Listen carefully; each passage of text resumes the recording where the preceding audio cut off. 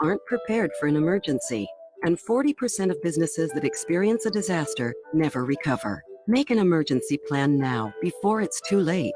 For a free online tool that helps you develop an emergency plan to keep your business up and running should disaster strike, visit ready.gov/business. Brought to you by the Federal Emergency Management Agency, the American Red Cross, and the Ad Council.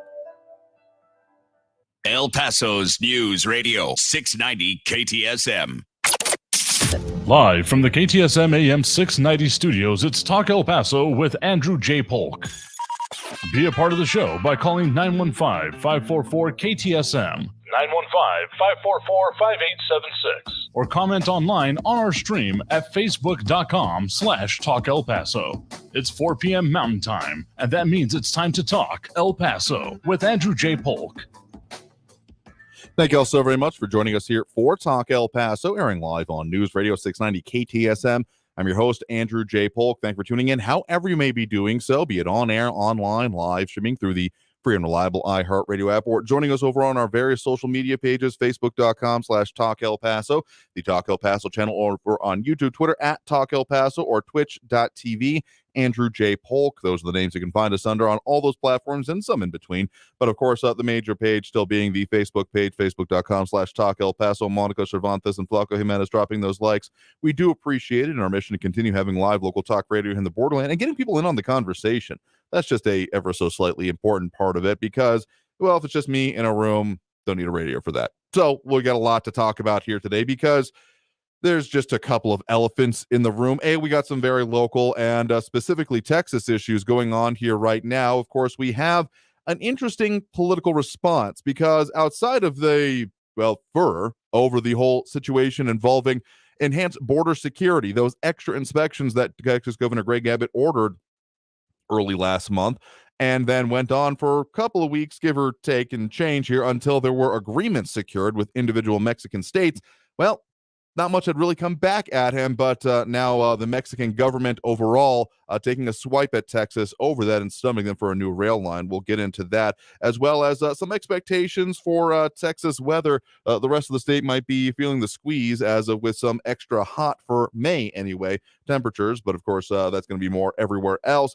And then, yes, Roe v. Wade will be on the mind here, but we're going to get through the local stuff first because, well, we can't not talk about that. And that, of course, will have local impacts. But, I mean, there's a lot of specifics that we'll delve into here. But we'll also be joined here in studio by Robbie Gray, editor of El Paso Inc., to talk about a variety of their stories that have come out, including some more about downtown redevelopment, some of the things going on, well, with school districts, school settlements, or those that were involved in schools having their lawsuits settled, to be most specific, as well as tax rates. I mean, everything going into it. It's a lot of it's connected, believe it or not, as well as, talk about the local economy and all that good stuff here. So we'll get into all that, but let's talk about the things affecting us here on the borderland right now.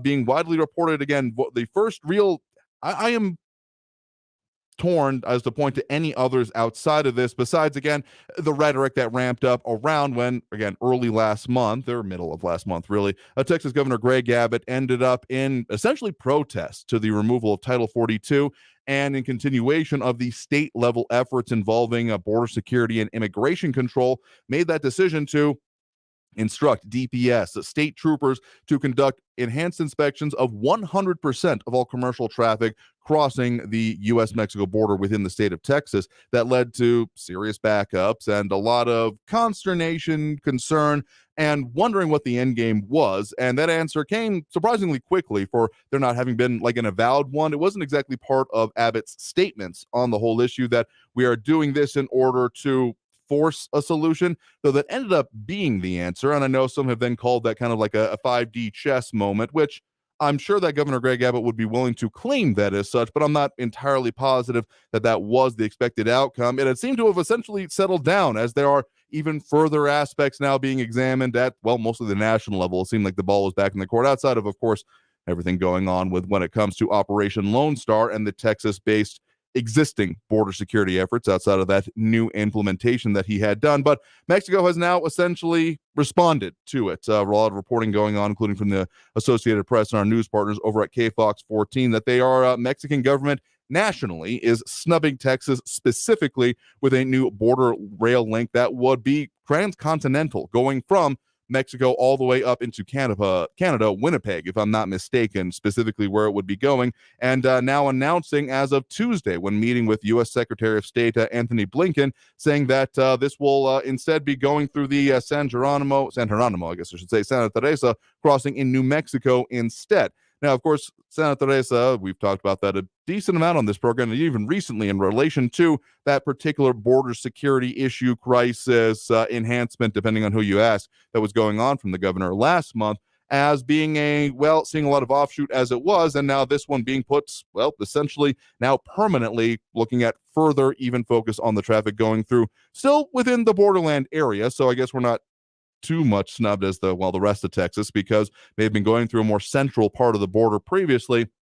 But now instead we'll be headed through again Santa Teresa and the state of New Mexico, specifically because, among other things, being quoted by the Mexican officials on this whole point, specifically Mexican Economy Minister Tatiana Clodia, saying that we can't leave all eggs in one basket and be hostages to someone who wants to use trade as a political tool. End quote. Dallas Morning News with that quote there. So that is one of the, I guess, initial bits of fallout that is being seen from that situation. Of course, there were more calls for investigation, but I think a lot of those have died down, both in terms of the focus on other issues here in the state of Texas, including more scrutiny going on with other of the existing border security efforts, including the Texas National Guard and Texas State Guard, and a lot more focus happening as well on that drowning, that unfortunate situation that saw the ending of the life after attempting to save otherwise drowning migrants earlier in the month here. And John Browston saying one less method of smuggling illegals and drugs through Texas. Thank you, Mexico.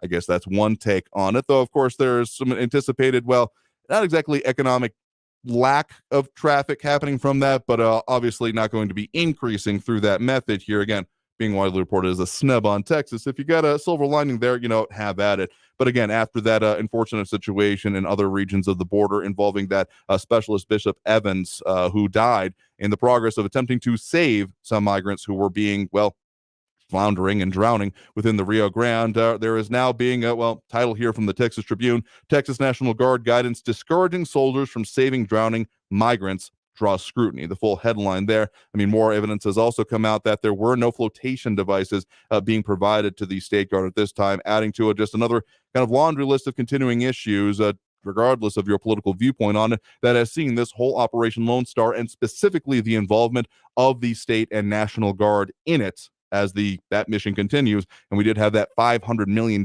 advancement going into it, the continuing funding being drawn from other state budgets as well, going into it here today. But that's just one of the aspects we will be talking about here today. Again, coming up next segment, going to be talking with Robbie Gray, editor of El Paso Inc, about some of the other recent reporting and big things going on within the borderland, including more about downtown redevelopment, because we've had a few specific stories, including the Crest building, but there's a new plan being put forth and talked about, as well as more development on some of the other issues, more business increasing, Helena Troy big acquisition, and a settlement in the lawsuit involving, former EPISD, both administrators and elected officials, Dory Fennenbach and Juan Cabrera.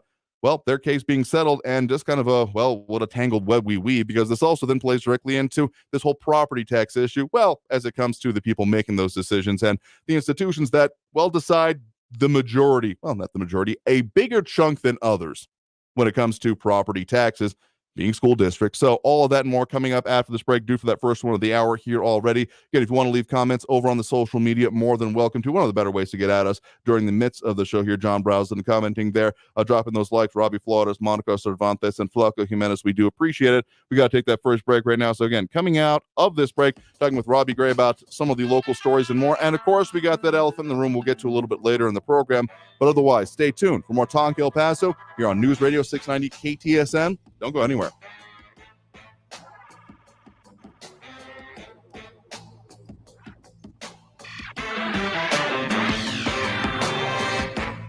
I mentioned that I got to stop by and see my friends at Enhanced Flavors over the weekend while they were out at the Lavinia Wine Fest, and it's always impressive to me whenever I see their full stock because, sure, you can find everything they've got online at enhancedflavors.com. It's another thing entirely to see most, if not all, of it laid out in front of you because, of course, they've got 40 different varieties of extra virgin olive oils, flavored olive oils, and balsamic vinegars. They're your local source for some of the best ones you find from around the world. Olive oils coming from Tunisia, Italy, Greece, and Spain. And of course, the balsamic vinegars coming straight from the Modena province of Italy. Otherwise, it doesn't count as balsamic vinegar. Even had some of the friends that have actually traveled to some of these regions, including Italy, with making their own purchases from them and checking out what they got. Again, I picked up their jalapeno lime light balsamic vinegar, and I am excited to use that in some of my offerings because it's got a great thing, not too much of a kick, but they got ones that'll meet your spice level if you have advanced needs, shall we say, because of course they've got a great selection and goes great with whatever you're trying to do and really helping to spice up your life. Again, find them online at enhancedflavors.com, but even if you miss Lavinia Wine Fest, they're still out there in the community, including at the Upper Valley Arts and Farmers Markets on Sundays. That's the Hobby Lobby parking lot near Crossroads, not too far from Donovan and Mesa, so pretty easy to get to from wherever you're coming from. So again, any questions about where they're going to be and how to get their great offerings, enhancedflavors.com. Traffic all day. News Radio 690.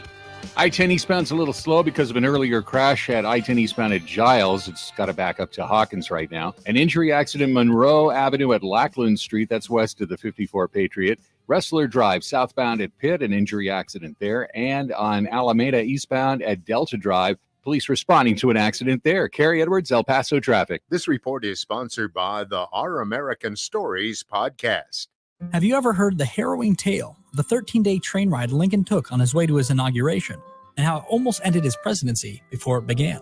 Be sure to listen to this week's edition of Our American Stories on the iHeartRadio app, on Apple Podcasts, or wherever you get your podcasts. Home title theft. That's the identity fraud you really need to worry about. Why? Because home title theft is on the rise. It's devastating, and you can even get evicted from your home. Look, credit card and bank identity thefts are a nuisance. But if a thief gets your credit card, the card company handles it. And the same with your bank account. Your bank covers it. But when a cyber thief forges his name onto your home's title, he can take over your home and even have you evicted. That's why you should protect the legal title to your home with Home Title Lock, America's leader in home title protection. The instant they detect a foreign or domestic cyber thief tampering with your home's title, they mobilize their U.S.-based experts to help shut it down. Protect your most valuable asset. Go to HomeTitleLock.com and register your address to see if you're already a victim. And use promo code RADIO for 30 free days of protection. Again, that's HomeTitleLock.com. Promo code RADIO. Hans America Inc. is seeking a financial manager and senior finance and customs manager to set up and manage finance ERP system, U.S. Korea SOX system, Maquiladora U.S. Mexico customs, finance, accounting, tax, 40 hours per week. This position requires a master's in accounting, 5 years of experience, and CISA, CPA, and CIA licenses. Mail your resume to Jongha Jong, Hans America Inc., 5812 Chromo Drive, El Paso, Texas, 79912. That's 5812 Chromo Drive, El Paso. Paid for by Chorus Legal. Hand me that nail gun. Here you go. And here's the fries. Lunch. Who's hungry? You know, maybe instead of loading up a nail gun with French fries to feed the crew, we should just order lunch through Easy Cater. Food from all our favorite restaurants. My bad. On time and as ordered. Delicious. Huh. Load up the hot dogs while I think about it. Some food just doesn't work at work, but Easy Cater just does. Food for work on time and as ordered from over 85,000 restaurants. Order 24/7 at easycater.com. Why should you volunteer with Meals on Wheels? I never thought that 5 minutes could make so much difference in the lives of two people, but it has. Drop off a warm meal and get more than you expect. Volunteer at americaletsdolunch.org. Brought to you by Meals on Wheels America and the Ad Council. News Radio 690 KTSM. Live from the KTSM AM 690 studios, it's Talk El Paso with Andrew J. Polk. To be a part of the show, follow on Facebook at facebook.com/Talk El Paso. Now here's your host, Andrew J. Polk. Thank you all so very much for joining us here for Talk El Paso, airing live on News Radio 690 KTSM. I'm your host, Andrew J. Polk. A lot of ways to get at us here on the program if you're interested in doing so, other world just tuning in. on air, online, live streaming through the free and reliable iHeartRadio app, or joining us over on our various social media pages, Facebook, YouTube, Twitter, and Twitch. And that's also the places, the social media ones, and get your comments during the show. I like the feedback and the back and forth that comes with them. John Brazelton tuning in, chiming in, others, and the likes coming Robbie Flores, Monica Cervantes, and Flaco Jimenez. We do appreciate all of that. It helps with some of the algorithmic things, but also just, the conversation, getting more people involved in it. So however you're tuning in or wanting to chime in, we'll also have those phone lines open a little bit later on the program, as we usually do. Make no mistake, because, well, that's just ever so slightly important to us here. But to talk a lot more about some of these issues we got going on in the borderland, we are, of course, joined here in studio by Robbie Gray, editor of El Paso Inc., here at the start of the month, as we have been doing fairly frequently here. So thank you very much for joining us here today. Good to be here, as always. Absolutely. So we've got a lot of stories coming up and going on about some business developments, and one that's kind of been a sleeper. That is, well, it's related to business because it was the lawsuit specifically focused on that, but the one that has been kind of in the background up until, well, essentially the settlement that has now come out, just the headline here, Fennenbach, and out of this edition of Paso Inc., Fennenbach and Cabrera settle lawsuit involving Texas online charter school. Now, of course, this raised a lot of, when that situation first came to light, that they were being sued for their involvement with a charter school, raised a lot of eyebrows because, particularly at the time, they were public school officials. Right. So at the time, this was September 2020 when this lawsuit happened. We're going back to about 2020. At the time, Juan Cabrera was the superintendent of El Paso Independent School District. Dory Fennenbach was the former board president. She was not the president of the board at the time. So one of them was still a public school official. So again, the eyebrows, when you could hear them slightly crashing upwards as the situation came out, because there's an obvious kind of conflict of interest here. But again, particular to note, these were not criminal proceedings. These were a lawsuit against them, even if there were some of the ones, bringing the lawsuit essentially involved in their own legal issues. Right. So it was brought actually by the state of California, and it was a civil lawsuit. And it involved a Texas online charter school network that Dory Fennenbach was founding. She had gone to two gentlemen, Sean McManus and Jason Schrock, in California. They were investors. They were building a very, very large charter school network in California, and she got a $5 million investment, Fennenbach did, in her charter school network here in Texas. So it turns out that McManus and Schrock's venture in California was a massive fraud scheme, defrauded the state of tens of millions of dollars. They pleaded guilty. When that indictment was published, what Dory Fennenbach says is that she immediately pushed them out of the board and distanced herself from them and was not involved in that fraud. But that's what the lawsuit was involving, and it was recently settled.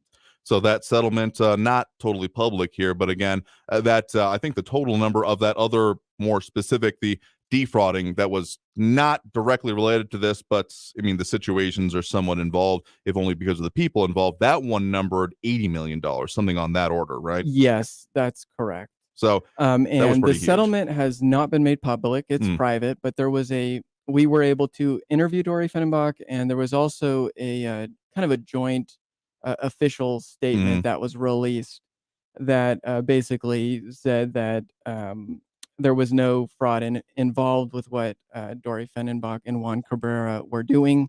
There was some amount of cash that the settlement involved being given back to the basically to California. How much, we don't know. And they also took basically an interest in the Texas Online Charter School Network called eSchool, a venture of Fennenbach. So it's kind of the real interesting outcome out of this, because you might think that this would put the kibosh in some efforts, but that effort essentially for Texas Charter School is continuing, essentially. Yeah, that's correct. And obviously a lot has changed with schooling with the pandemic, and a lot more people are interested in online schooling. So that's definitely been a growth area for charter schools. I think a lot of people didn't even know that they existed, that there were specifically charter school networks that are just online. But what brought Juan Cabrera into this, who at the time was the superintendent, is that through that lawsuit and through that process, it was publicized and it came out that he had done some sort of consulting work for Dory Fennenbach's eSchool venture. And while he denied any wrongdoing with that, he believed that he was in compliance with his contract with EPISD. The board was uncomfortable with him, and he eventually was pushed out. He resigned. Yeah, that's what led to that. I mean, there was no fault found, but he basically resigned. Yeah, I mean, that's really what it was, because there was, again, the eyebrow raising at the very least, even if there weren't specific legal ramifications outside of, well, the civil case was, I mean, it led to the situation we saw where there was the EPISD superintendent search, and then, not as a direct result, but just happened as a confluence, then the other local major school district search here. So just an interesting creation of events here. But so even as that story resolves, another one involving, well, some taxing entities is, of course, continuing to evolve. In the meantime, we've talking a lot about the property taxes and the property valuations, more specifically, that are going to go into them. And, of course, school districts, for the amount of attention that isn't paid to them by voters here locally, are a significant portion of that tax bill.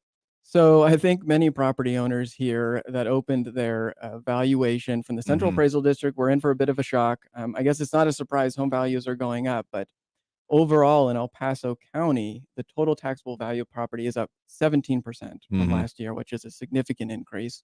And I think a lot of people focus on the city, probably rightly so, or the county. There's several taxing entities, but the largest chunk of your property taxes do go to the school district. And there is a lot, I think, less reporting or scrutiny or interest in school boards. When you look at elections, turnout's very low, and there's just not as much coverage. But that is where the largest chunk of the bill actually goes to. Yeah, there's been some talk by some other local elected officials on the idea of the tax dollar and what portion goes where, and it does continually get pointed out that as much focus as there is on the city and the county on these things, I mean, they're the most visible in a lot of ways, that they're not the biggest chunk of it here. And that one is one that bears repeating, particularly as we head into these seasons. And we've got, well, budget seasons happening kind of across the board here. We've talked a bit about the city's budget season going on right now, and that instruction that has happened from city leadership to essentially the city manager and below to look at the rates and a potential lowering them from them. That remains to be seen, but not as much focus has happened, I'll admit, even from this program, on the school districts and what they're looking at, because it's often a little bit harder to see. Yeah, and something else to watch for, I mean, obviously your tax bill is made up of a couple pieces. It's that home valuation, but the other piece of it is the tax rate. So, I mean, if the various taxing entities don't lower their tax rates, we're looking at a really hefty tax increase because of the property valuations. So yes, the city of El Paso did instruct the city manager and the city staff to look at crafting a budget that would lower the tax rate. Now, how much? I mean, that hasn't been decided or talked about at this point, and I think it would have to go down fairly significantly given the increases we're looking at. But it's also important to note that protests are underway. Oh yeah, that is going to push down that 17% number for sure. And if you're a property owner and you believe the taxable value of your property is set by the CAD is incorrect, you are able to protest that. And again, some of those important deadlines that you note in the reporting, again, out in this issue is that, and in the other ones recently, that May 16th or 30 days from the date of your notice. Because if you got it late, that kind of a thing, it is important to note that you do have a minimum of 30 days here. But for the majority that got them, starting on that Friday, when I saw them starting to go out and people starting to go, what the heck? That was the date you really need to keep in mind. Right, and you can start right at the Central Appraisal District website, epcad.org. They have resources there for protesting your valuation. There's also professionals you can hire to do it as well. And it's a good idea to check to make sure you have all the exemptions you qualify for. If you don't have the homestead exemption, or there's several others, that's pretty much a slam dunk if you qualify for that. Yeah, and there are certain things that keep things also frozen if you qualify. If you're already trying to do it newly, might be different, but again, it pays to look here. And of course, just as a reminder on that, as we're talking about public entities and their taxation rates going off of the home valuations, we are, of course, in the midst. Today is actually the last day of early voting for that uniform and special election here in Texas, in which there are those two constitutional amendments that have ramifications for this very directly. And so there are some anticipations about how much will be approved or not approved here. But remember, there can be a legal case because, I mean, the one that I point to most famously about property valuation contestation is when I believe it was then Western Refining, now of course Marathon Refining, made their case that ended up going through and, well, changing budgets. So it's not impossible, even if you don't have, let's just say, that level of legal resource that the multi-billion-dollar corporation that it was even then does. But still, it doesn't hurt to at least look at it and make sure that there aren't any errors on it and protest it even further there. Yeah, and it's also, I mean, another thing is looking at sort of the comparables in the neighborhood. You can make your case that way if property around yours isn't valued as high. Or perhaps there's particular features of your property that make it less valuable that you can point out that maybe appraisers missed. There's several things you can look at. Our publisher, Secret Word, actually did an entire column about different ways that you can look at protesting your valuation. You can find that at elpasoinc.com as well with more details about that. Absolutely here. So that's going to lead us to our next break right now. Coming out of this break, we'll get to more talking with Robbie sticking around with us about some more of these economic impacts we're looking at coming out from the pandemic and the other parts that are coming out of, well, all the economic situations in our area. So Robbie, stick around. We'll be back after this break with more Talk El Paso here on News Radio 690 KTSM. Comments coming in over on social media. We'll get to some of those in short order as well. Again, Facebook, YouTube, Twitter, and Twitch are the places you can leave us a message during the show. Otherwise, stay tuned for more Talk El Paso after this break here on News Radio 690 KTSM.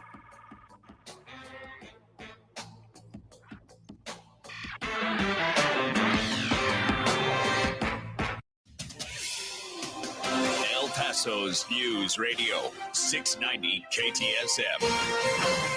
Hello, everyone. This is Robert Olguin with your KFOX 14 news update. There will be increased security at Hornado Middle School in the coming days as a precaution after a teacher found 3 bullets in a locker room. That's according to an email the school sent to parents on Monday. Administrators and EPISD police were immediately notified to conduct a search. Authorities found no unauthorized weapons in the locker room or on school property, and police do not believe that there is a threat at the school. The Mexican government is snubbing Texas and moving a proposed border rail link to New Mexico. This after Texas Governor Greg Abbott backed up border crossings with state truck inspections last month. Mexican diplomats met today with U.S. Secretary of State Anthony Blinken and touted a rail line linking Mexican seaports on the Pacific with the San Jeronimo Santa Teresa crossing in New Mexico. Mexican officials had considered a route through Texas, but in recent days say they can no longer rely on Texas when it comes to cross-border traffic. This has been your KFOX 14 news update. I'm Robert Olguin. News Radio 690. Traffic all day. I-10 westbound between Wrestler and Mesa. Stop-and-go traffic with 5-minute delays. On the 10 westbound after Piedras, an earlier stalled Metro bus is slowing traffic. Gateway Boulevard northbound at Ellerthorpe, a stalled vehicle's blocking the right lane. Stay left. I-10 eastbound at Hawkins, a disabled vehicle blocking the right shoulder. And a crash on Alameda Avenue north of Padres. Carrie Edwards, El Paso traffic. From the KFOX 14 Severe Weather Center, this is Chief Meteorologist Sandra Diaz. Our clouds will hang out through the night, giving us a slightly warmer night as temperatures drop back to around the mid-60s in El Paso. We're looking at upper 50s in Las Cruces. Now, as far as the winds go, they'll die down overnight, but they'll remain gusty to about maybe 25, 30 miles an hour. Our windy forecast and warm temperatures remain through the rest of this week with several days of patchy blowing dust. This report is sponsored by Mothers Against Drunk Driving at mad.org. Have you or someone you know been impacted by a drunk or drugged driving crash? MAD is here to help. At MAD, they provide services at no cost for the victims, like emotional, judicial, and access to financial support. Call 1-877-MAD-HELP. From the host of the hit true crime podcasts Dr. Death and Bad Batch comes a brand new, unbelievable story. Sympathy Pains investigates the shocking tale of one woman, a former nurse, who spent nearly 20 years faking illnesses and tragedies until her victims confronted her on national television. Sarah DeLashmit told people she had leukemia or muscular dystrophy, even Ebola. She knew enough to be convincing, but it was all a lie. Listen to Sympathy Pains on the iHeartRadio app or wherever you get your podcasts.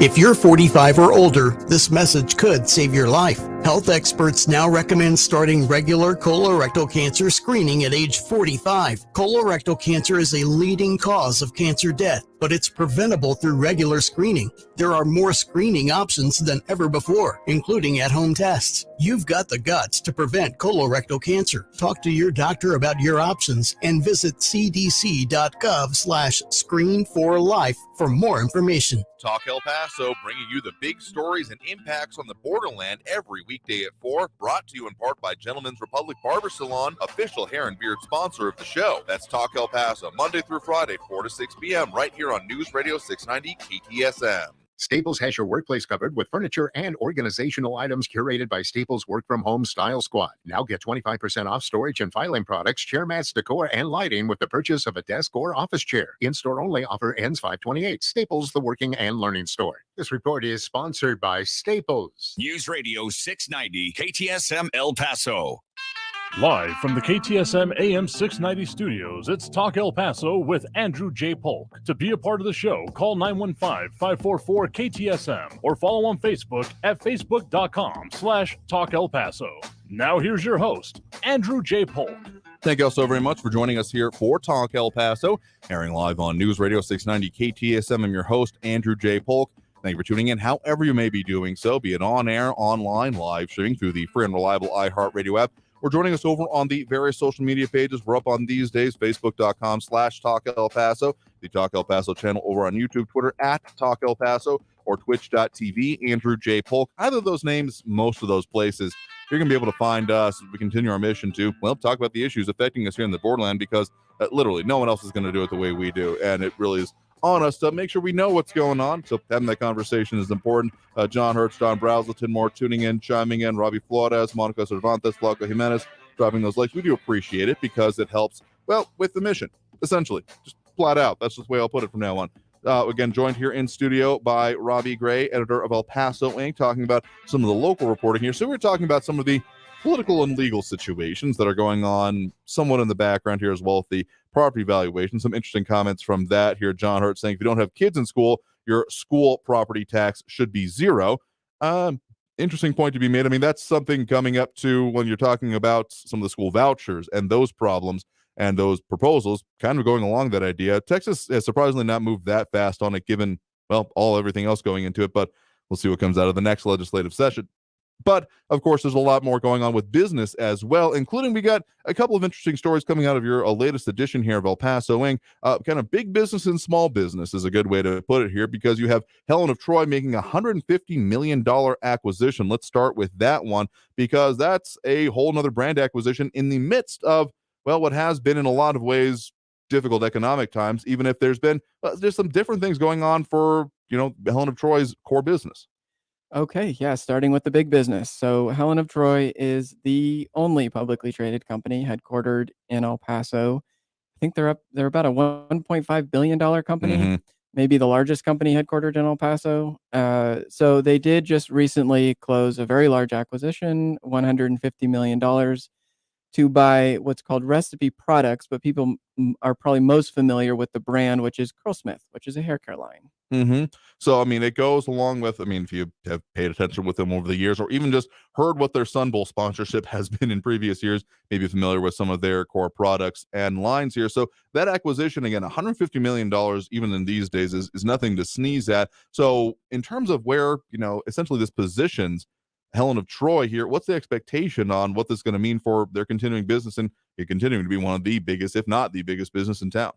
Helen of Troy is better known by its brand. So yeah, we're talking Vicks, we're talking Braun, we're talking Honeywell, Pure, Hot Tools, their recent acquisitions, Osprey Packs, Dry Bar. So it's a lot of beauty products. It's some OXO brand, like kitchen products. It's a consumer company.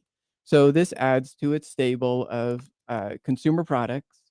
And the company believes that they can double its sales and that they're just a good fit for the company. Curlsmith might be a little different in that it's a startup. It hasn't been around for very long. Okay. It was founded as a blog actually in 2017. But Helen of Troy will be able to invest sort of into sales and marketing and its position on shelves and those sorts of things. But many of talking about the broader picture here, many of its products are produced in China, so it has been impacted by the Right. supply chain challenges. It's been, the bottlenecks and all of that. Also impacted by inflation. So the company Yeah. has had to respond to that by boosting its inventory levels.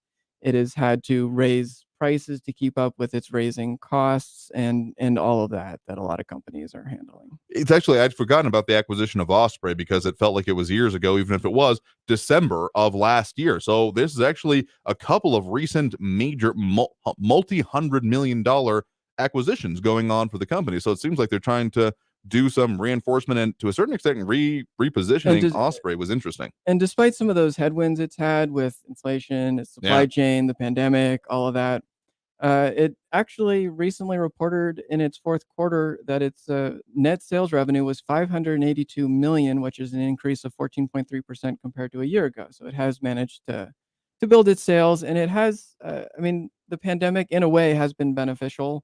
They do have healthcare products as well, like Vicks. So a lot of people were looking for thermometers. A lot of people were looking for some of those vaporizers, those sorts of things. So it wasn't all negative for them. That makes sense. So I guess if you want to really look at it this way, they positioned themselves well with a lot of home-based thing. I mean, OXO, decently known for their, kitchen products. So the whole cooking at home thing probably worked everyone well for making them. their sourdough bread and all that sort of stuff. Mhm. Now, turning to the smaller business, we yeah. also recently had a story about Scott Herndon, a gentleman here in El Paso, who, like many people, his career, he was kind of thrown a curveball during the pandemic. His career in welding was upended. So he took the opportunity to strike out on his own and started a welding academy here in El Paso. Yeah, so we talk a lot about on this program about how small businesses and businesses in general at locally based ones have managed to navigate this. So again, someone deciding in the midst of one of the biggest business impacts we've seen lately is, well, worth noting. So your story on that is very interesting. Yeah, starting the Sun City Welding Academy, because it's not like there's been a total lack. I mean, some of the technical schools in the area and other on-the-job training has included welding, but so starting and finding that as a space to even enter again during is fascinating. Yeah, and many industries are experiencing staff challenges. I mean, there's been a very long true. time issue with young people getting into the trades, Mhm. like welding. So the school is quite small. It's 32 students. But what Scott Herndon says is that his take on it is that America's run by degrees, but it was built on tradesmen. So Very true. they're producing graduates in welding. So, and I mean, that fits with what's even been going on before the pandemic. I recall still back in my TV days going out and talking when TechStot was essentially sponsoring a 2-week certification course for heavy equipment use. Essentially, they were working to build up their workforce when it came to being able to do these road construction projects. Now, something like welding, you can't really do that within 2 weeks. So making a school and makes sense here. Probably the most significant industry here that involves welding is more out in Odessa, Midland, That's very with true. the oil fields and pipe welding. But the industry estimates that 336,000 new welding professionals will be needed by 2026. So there's a demand for them, and Wow. the median pay in 2021 was $47,000. So, as Scott Herndon told us, college isn't for everybody. It's getting more expensive, and Mhm. some people may prefer to learn a trade.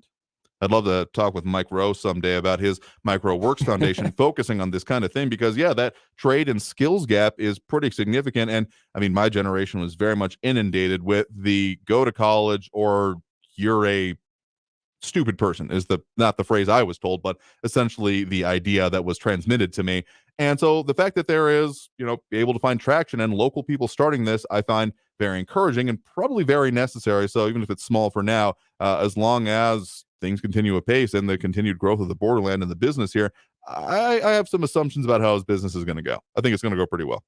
Yeah, so whether a giant business like Helen of Troy or a small business like Sun City Welding Academy, as we're hopefully starting to see the pandemic ease here, Mhm. they're seeing growth and success here in the borderland. Yeah. So, I mean, as we're talking about all these things, one last one I wanted to get to here, and actually kind of coming off a question from Maria Kalman, or a comment here from Maria Kalman, kind of in between, seems somewhat rhetorical. You're saying property taxes are higher here than California and New York. Why is Foster given a $20 million tax deal? I think you added a zero there because he's getting a couple $1,000,000 from the city and about another $1,000,000 from the county. But you have, of course, been reporting on the Crest building and those, public-private partnerships that are coming along with it, the tax benefits, the deferred tax loads for about the next decade across the board here. But then also, I mean, the investment he is going to be required to put in about $18.5 million. Well, it goes back to what we were talking about, the tax bill. So one piece of it is your property valuation, one piece of it is the tax rate. And yes, we do have a very high tax rate here in El Paso. That is true. But our valuations are lower. So if you talk to somebody in California that has a house that's similar to one here, they're paying much more in taxes. Even if the rate might be lower, the property valuation is much higher. So it depends on how you look at it. But the absolute value going to the the Crest building here, yes, it was $2 million is about what that's worth. And those are tax rebates. So it's not that the city is paying anything to him directly out of the city's coffers. It's that he's being rebated what he would have paid over time. So it comes out to essentially zero. But I mean, for a otherwise property that would be expected to be taxed, it's still a net benefit And the to city, Foster. just putting forward the argument that the city makes, and there's multiple sides to this in terms of whether the city should be incentivizing properties like this with tax breaks when, as homeowners are paying a lot in taxes. Their argument often is that they target specific historic properties, specific areas that are sort of blighted, where they would like to see investment. These buildings are extremely expensive to invest in. Yeah. And so the city wants to incentivize that investment. At least that's the argument that the city often makes. I mean, just look at what has happened previously to this. I mean, we have seen quite the spate of buildings either being essentially demolished by neglect. There's certain individuals involved in that I'm not going to name here, but will be decently well known in the community. But then also just a lot of things being torn down and essentially surface level parking lots being put up. There was years of that going on here. So that changing was going to take some investment and some focus on it. And so this could be seen as part of that. But one last story I want to mention here, there's a story title here. New report imagines next phase of downtown redevelopment coming out of the downtown management district. So if you look at downtown redevelopment, if you look down from the Chihuahua Ballpark, the museums, the San Jacinto Plaza, that all is really hopping and vibrant right now. Yeah, I'd say if you so. step outside that area, it's kind of still a bit more dead in terms of empty storefronts and buildings. So the downtown management district got some funding, federal funding, to do a study that looked at what sort of the next phase of downtown development could look like. They're calling it central downtown. That's the area sort of south of San Jacinto Plaza, more towards kind of Kansas to the east, but above Paisano. That area, as you're walking sort of south of San Jacinto Plaza, where development seems to sort of die down. So the plan focuses sort of on different ways that they can sort of enliven that area and encourage the rehabilitation, not the demolition, but the rehabilitation of properties there, and kind of looks out forward over the next 5, 10, 15 years or so. What's really interesting, particularly as you note in the story, that this is one of the first major studies of this level. I think this was a mid 6-figure study being put forth and being spent on this. Yeah, about $800,000. Yeah, federal funding that the downtown management district. Yeah, and again, because this comes after, I mean, the last one is that downtown, the downtown 2015 plan done in 2006, of which there has been more than a little controversy in the past. Right, very controversial plan, very different process. That was a plan put together by a group of generally private property owners, community leaders. That was very secretive, and generally not much resulted from that plan because it involved eminent domain and it quickly became controversial.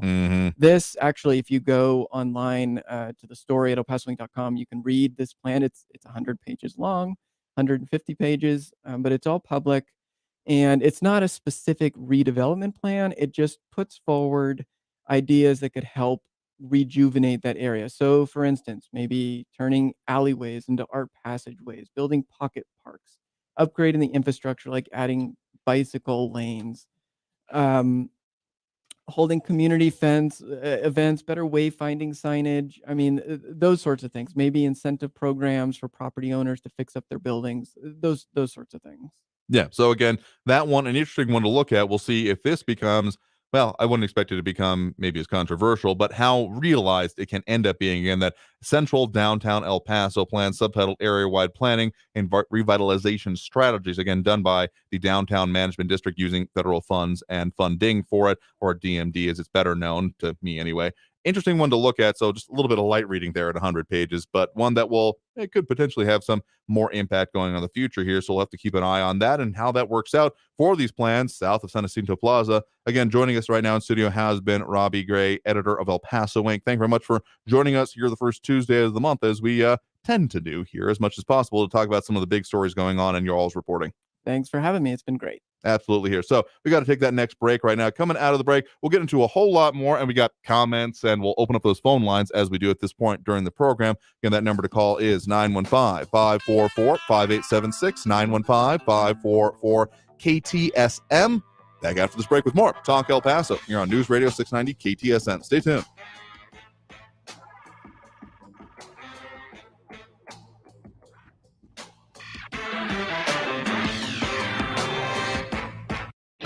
Traffic all day.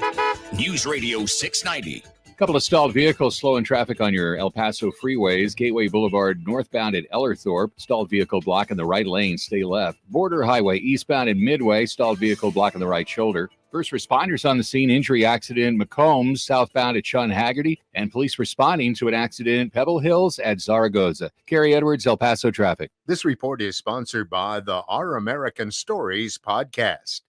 Did you know that Superman defeated the KKK? Yes, in the comics, but his comics had an effect on the real-life hate group. Be sure to listen to this week's edition of Our American Stories on the iHeartRadio app, on Apple Podcasts, or wherever you get your podcasts. Job market is competitive right now, so you need to be competitive to attract top talent. If you're trying to fill open positions at your business, iHeartMedia is here to help. Use radio and digital targeting to find fresh, passive candidates currently in the workforce. These candidates are listening right now, looking for new opportunities. Together, we can let the community know you're hiring. Visit iHeartAdvertising.com. That's iHeartAdvertising.com. Our homes, we protect them from intruders with security systems, but there's another kind of intruder most people aren't aware of until it's too late. Home title thieves. When a criminal transfers your home title to a fake identity and steals your title, no one will notify you. Not the police, not even your bank. Sadly, people find out when it's too late, when their home is sold out from under them, or the eviction notice comes. That's when the legal nightmare begins. You need Home Title Lock, America's leader in home title protection. For just pennies a day, Home Title Lock puts a virtual barrier of protection around your home's title with 24/7 monitoring. Cyber technology has made it easy for criminals to steal your home. Home Title Lock alerts you if your home becomes their target. Make sure you're not already a victim. Go to HomeTitleLock.com and for a limited time, get your free title scan and complete title report. $100 value, free with sign up. Again, that's HomeTitleLock.com. HomeTitleLock.com. Are you ready for an unparalleled work experience where you see your impact every day? GDIT is hiring bilingual English-Spanish customer service representatives to deliver critical support to the government. $500 sign-on bonus available for select positions. Apply now at gdit.com/El Paso Jobs. Sweetie, want some fruit? You have to use the right tool for the job. A power drill is the wrong tool to slice fruit. Just like an antibiotic is the wrong tool to treat viruses, including colds and flu. Antibiotics are only needed for certain bacterial infections. When they aren't needed, antibiotics won't help you, and the side effects could still hurt you. Ask your healthcare professional when an antibiotic is the right tool and when it's not. Visit cdc.gov/antibiotic-use. El Paso's News Radio 690 KTSM. Live from the KTSM AM 690 studios, it's Talk El Paso with Andrew J. Polk. To be a part of the show, call 915-544-KTSM or follow on Facebook at facebook.com/Talk El Paso. Now here's your host, Andrew J. Polk. Thank you all so very much for joining us here for Talk El Paso, airing live on News Radio 690 KTSM. I'm your host, Andrew J. Polk. Thank you for tuning in, however you may be doing so. A lot of ways to get at the show. Whether you're on air, online, live streaming through the free and reliable iHeartRadio app, or joining us over on our social media pages, Facebook, YouTube, Twitter, and Twitch. You can leave comments there. Some interesting ones coming in here. Again, John Benson, Flaco Jimenez, Maria Coleman, John Hertz, and John Browse. And it's a bit of a John party here today, I guess. But you can comment even if your name doesn't start with a J, because that's what we do throughout the program here. Flaco Jimenez saying that welding pays better than a degree in Chicano studies. I mean, unless you're a international best-selling author, well, and even then, maybe sometimes not, but consistent, and there's a lot of demand for the trades, and welding is it'll have its own bit of work, sweat, tired, tears, all that kind of thing, but at least it's not plumbing, is what I'll say. Nothing against plumbers. I rely on it every day, but I don't think I could personally handle that career, given, well, not the installation, the maintenance, and what you're then maintaining going through it. Septic particularly, I'm not cut out for it. But John Benson with an interesting comment about that, that Mexican rail line, referring to it by its name, TMEC, T-MEC, saying that the TMEC corridor sub is just political posturing. The entire point of that project was to connect a new port facility in Mazatlan using a new rail line to Durango with the new industrial parks in Monterrey and Nava, and existing infrastructure in the U.S. and Canada. The places they need to get to the freight to are Dallas, Tulsa, Chicago, and Winnipeg, and going around Texas to go from Monterrey to Tulsa just isn't feasible. Interesting point to be made there. So we'll see what happens, I guess, is the sum total, because that's an interesting analysis there, though, of course, they've said that, well, we can't trust it. So we'll see if that changes or if it ends up just connecting into the lines, creating a new maybe straight route to Winnipeg, and then, of course, having to spur off there, which may or may not defeat the point here. And Flaco Jimenez saying Santa Teresa is basically a suburb of El Paso, and businesses intertwine. Whatever benefits them commerce-wise also benefits us. Don't disbelieve that. Well, that's pretty much something we talk about decently enough here. So, and just a reminder, if you're posting profanity on the site, you're going to be gone. So just keep that in mind here. Otherwise, more comments and calls coming in here. Tell you what, we do have those phone lines open right now. That number to call is 915-544-5876, 915-544-KTSM. But we got to get to that next break right now to make that top of the hour news break and all that. So we'll keep going into it. And yes, Roe v. Wade will definitely be very much on the docket, because that's kind of the elephant in the room here today. And there's some local perspective on that as well, expectations of what might happen. So we'll get into that and a whole lot more after this break with more Talk El Paso here on News Radio 690 KTSM. Again, if you want to call in during the show, the number 915-544-5876, 915-544-KTSM. Back after this break with more. Stay tuned.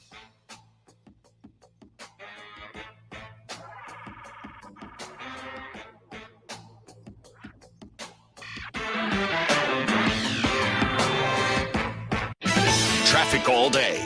News Radio 690. A couple of stalled vehicles slowing traffic on your El Paso freeways. Gateway Boulevard northbound at Ellerthorpe. Stalled vehicle blocking the right lane. Stay left. Border Highway eastbound at Midway. Stalled vehicle blocking the right shoulder. First responders on the scene. Injury accident McCombs southbound at Sean Haggerty. And police responding to an accident Pebble Hills at Zaragoza. Kerry Edwards, El Paso traffic. Business owners, don't miss the 2022 Governor's Small Business Series, hosted by the El Paso Hispanic Chamber of Commerce, Thursday, May 5th, featuring an exhibitor showcase and workshops with conversations led by Dr. Bill Mitchell and local business owners. Continental breakfast is included. The Governor's Small Business Series, May 5th.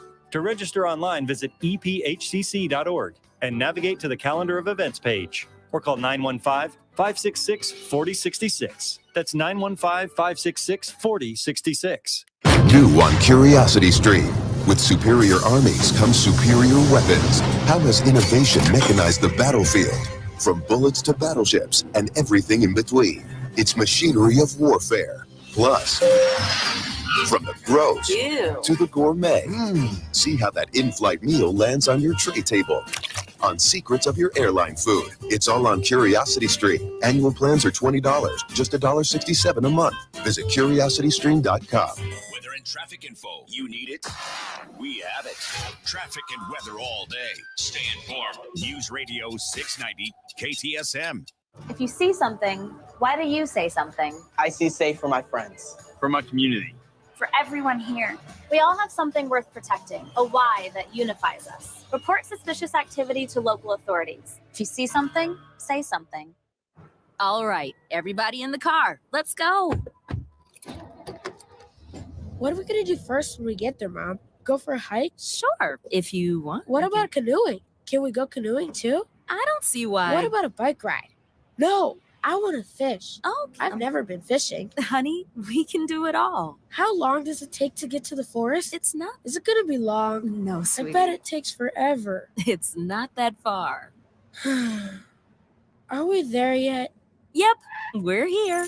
Already? No way. Come on. It's a short drive from your neighborhood to your naturehood. Visit discovertheforest.org to find a neighborhood park or green space near you. Also, find fun activities to do like boating and biking or camping and hiking, plus much more. It's all right in your naturehood. A public service announcement brought to you by the Ad Council and the U.S. Forest Service. News on the hour and a half. Traffic and weather all day. News Radio 690 is KTSM AM El Paso, an iHeart radio station. NBC News Radio, I'm Brian Shook. People across the U.S. are marching and mobilizing to the possible Supreme Court decision to overturn Roe v. Wade. Today, the Women's March organization rallied supporters for abortion access to march at their local federal buildings, Town Hall or Town Square tonight. Rise Up for Abortion Rights has protests going on today in Los Angeles, New York City, Atlanta, Austin, Chicago, Detroit, Philadelphia, and Dayton, Ohio.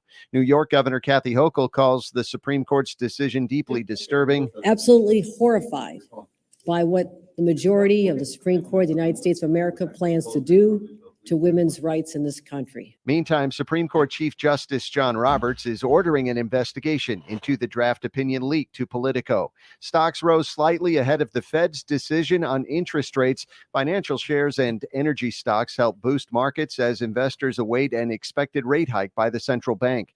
Trading remained choppy on concerns about inflation and global growth.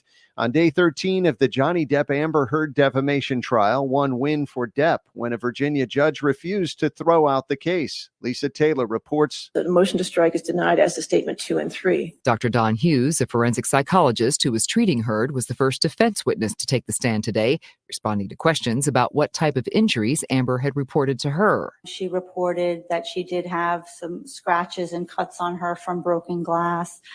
She reported that she believes she may have lost consciousness 2 times. Depp is suing his ex-wife for $50 million after she claimed to be a victim of domestic violence. Heard is expected to take the stand on Wednesday. Lisa Taylor reporting. The Trump Organization and Presidential Inaugural Committee are reaching a settlement with the Washington, D.C. Attorney General's office.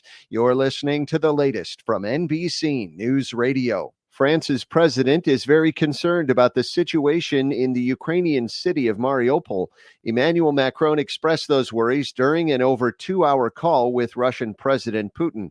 French officials noted Macron urged Putin to stop the devastating aggression that's being seen. It was a long night for many at JFK Airport after the power went out to some computer systems. Noam Layden explains. A customs official came out last night and apologized to hundreds of international travelers who were waiting in really long lines to get their passports checked. The computer system that runs all the ability to scan us all in is down.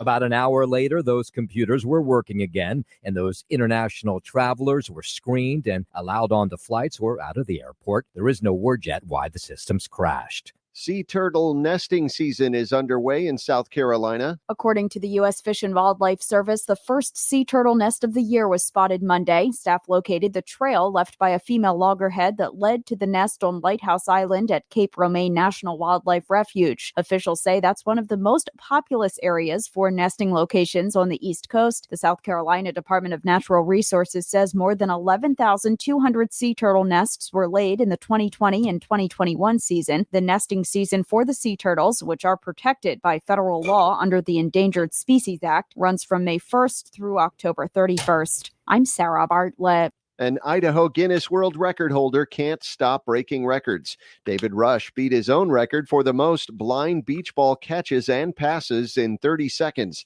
This time around, he passed and caught the ball 18 times. That's 2 more than his previous personal best of 16. Rush is a serial Guinness World Record breaker looking to earn his 250th record in 2022. Brian Shook, NBC News Radio. Now, your chance to win $1,000. Just enter this nationwide keyword on our website. Bank. That's bank.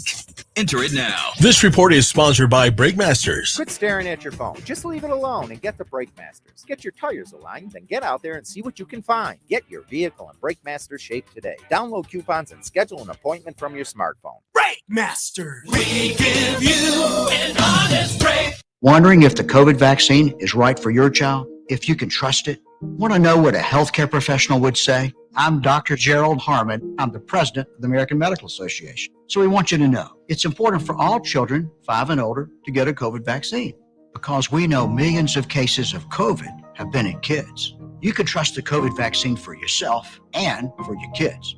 I do. We can do this. Find a vaccine near you at vaccines.gov. Paid for by the U.S. Department of Health and Human Services. Stay tuned and stay informed with News Radio 690, KTSM, an iHeart radio station. It's Thursday night, and you're grabbing drinks with some friends. Started off with a pitcher for the table, which quickly becomes 2. There's pool. And there's the photo booth. All right, everybody squeeze in. Say cheese. Followed naturally by an order of wings. And another. Can we get some extra ranch sauce? Then there's the ceremonial nightcap. So what are we doing this weekend?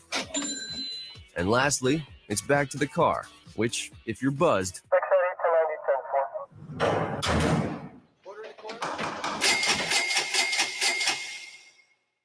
could be the most expensive night of your life.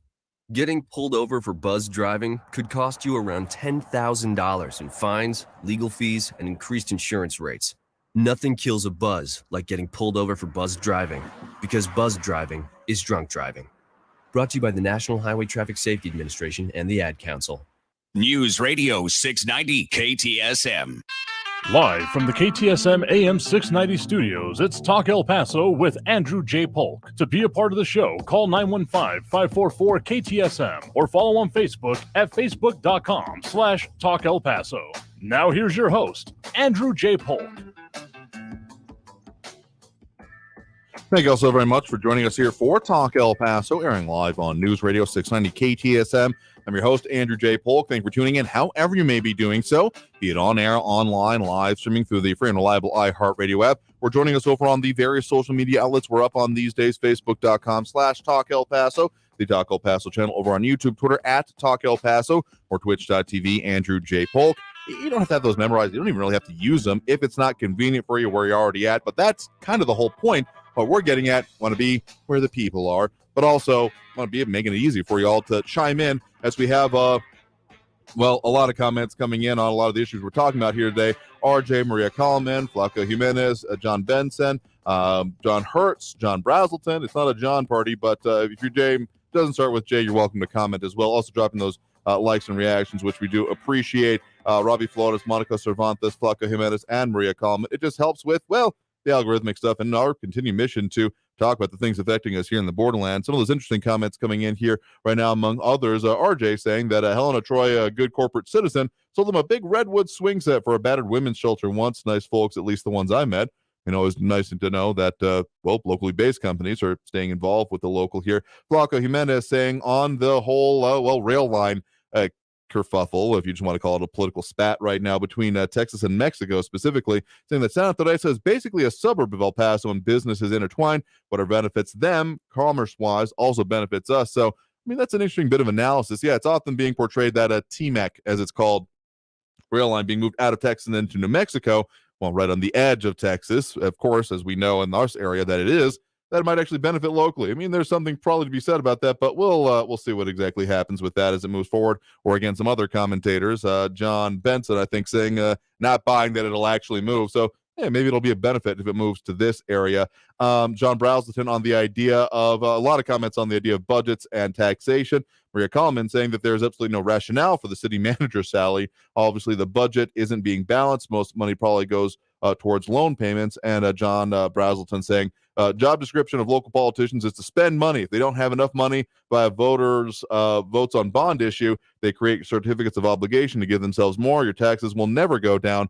Another reason it pays to pay attention to this whole kerfuffle here, there actually was something I wanted to pop up here coming out from City Council recently. Specifically, this was a graphic put forth by City Council Representative Cassandra Hernandez. If you can see it there, it's making an argument about the breakdown of the amount of taxation that the city sees, saying that essentially, specifically, and that it is just, well, not the smallest, but not the hugest, saying that according to the analysis she's putting forth there and in that graphic, that school districts are 43%, City of El Paso is 29%, County/UMC is 23%, and EPCC is 5% of each tax dollar, as it's referred to. So no, that's not your absolute tax rate, but that of each dollar you're paying in local taxes, that's what it's going towards. So interesting argument being made there that it's not the biggest, but also definitely not the smallest. So take it for what you will. I'm interested to know your feedback on it. But we, of course, have that phone line open right now. That number to call is 915-544-5876, 544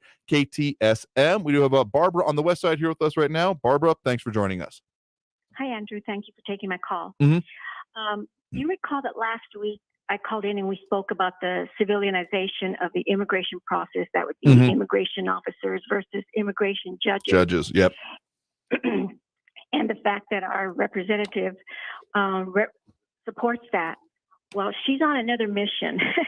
And this mission is she's asking DHS and Customs Border Patrol to work with United States Customs and Immigration Service to speed up the process of approving these applications for these illegal immigrants. And I'm wondering if anybody has seen what's going on in Eagle Pass and Laredo in the Rio Grande Valley. They were showing pictures today of the destruction that these illegal immigrants are doing to the private property, to the landscape in the areas. Not even the concertina wire that Governor Abbott put up along the Rio has kept them from coming in. There was trash everywhere. It was so sad to see the landscape, and they showed it by drone, which made it even a more impactful, sorry situation. And they're also finding, like they have in the past, their IDs. These people don't want to be identified. So I'm asking El Pasoans, do these sound like people that really want to come in and be a part of the fabric of our country, come in and work and prosper and add to the country? Because I certainly don't see it. And especially now with wages, inflation is up and they come in and depress their wages, food's up, gas is up. How are they going to support themselves on the wages that they're going to be paid? Because we know that the corporations take advantage of these illegal immigrants come and work in the United States of America. So there's no way that they are going to improve the status, their economic status here in the United States, which is very sad. But then Congressman Escobar wants to speed up their processes. I'm wondering where she is on the EB-5 immigration program. These individuals each contributed $500,000, and there were 32,500 doctors in this program last year. We're fortunate to have one of the doctors in that program in our community.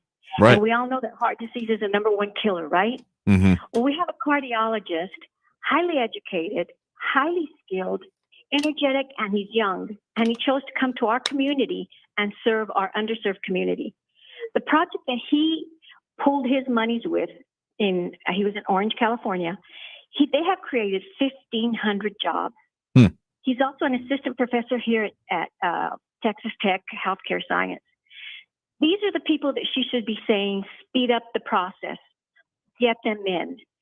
They're earning their pay. They're teaching in our schools.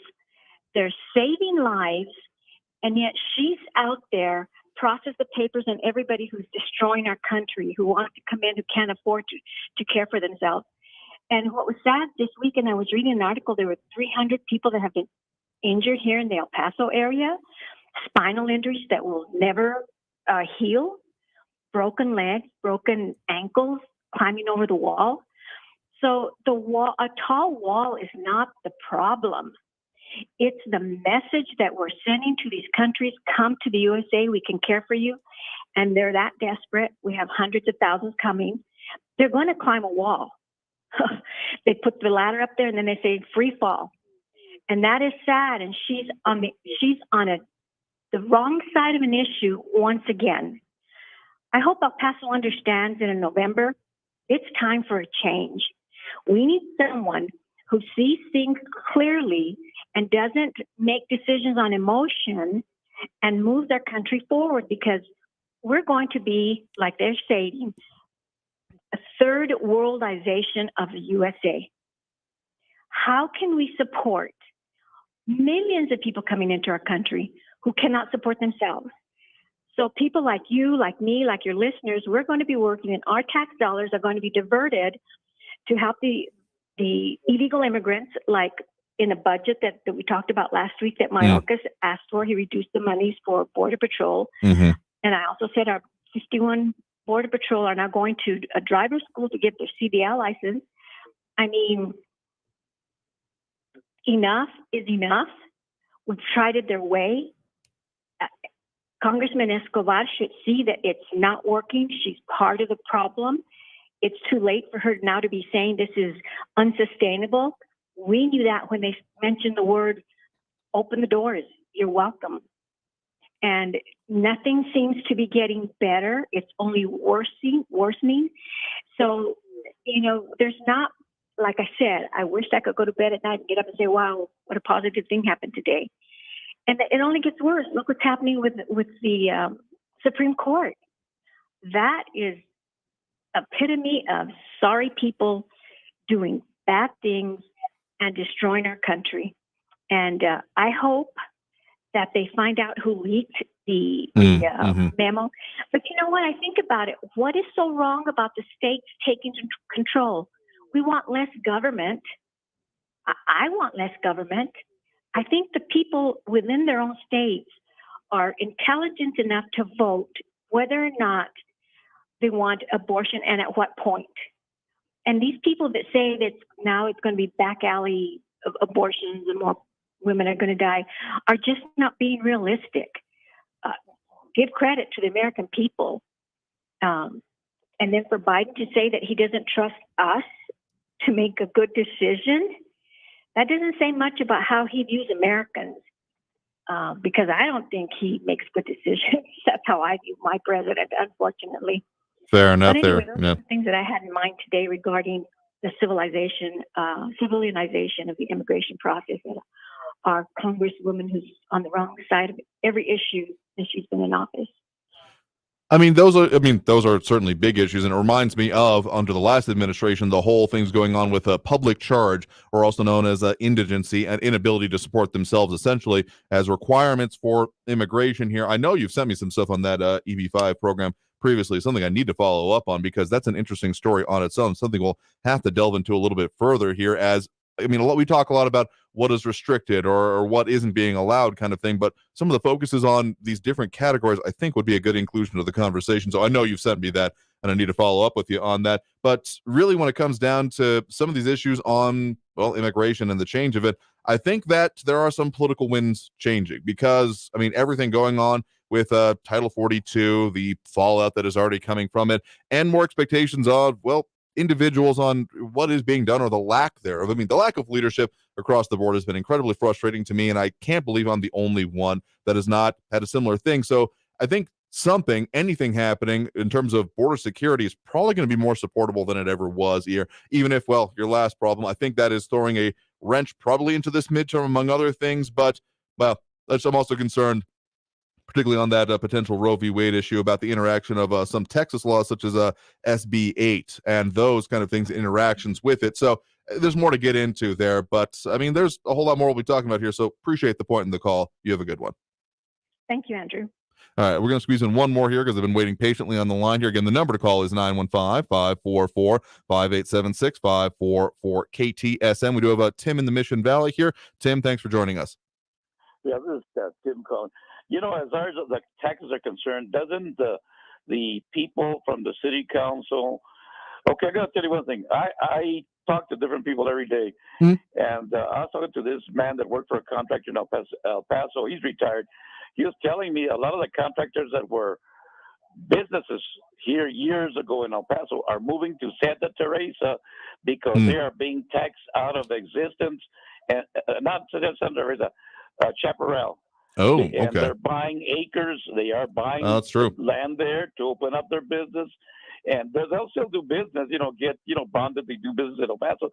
But that's the stupidity that they do. And another thing, investing in a lot of people go shop more to New Mexico and to Chihuahua, Mexico, because it's cheaper, because you can buy stuff that's cheaper, just as good.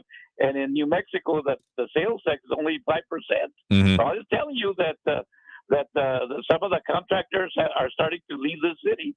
Is because of stupidity of they're making it impossible even to rent the office space.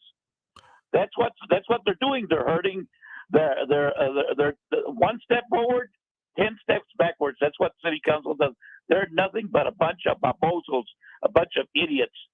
Have a good day, man. Okay, that's all I can tell you. Bye-bye. Appreciate it. Yeah, thanks for the point on the call there. Interesting point you're making there about being pushed out. I hadn't heard so much about it to Chaparral. I've been out there a few times, but it's still primarily a bedroom community. Would be maybe even a little bit generous. I mean, I know people that live out there and they're fine people, but it's pretty undeveloped. I mean, the last time I was out there is one, not even a substation, but one essentially trailer as an office for, the law enforcement authority in the area. I believe that's, Doñana County Sheriffs. And then, of course, they have that straddling line there with Luna County that I think, but it's always been issues. And I've did some reporting in years past on, just some general vandalism and lawlessness because of the lack of enforcement out there. So that would be an interesting one to look at.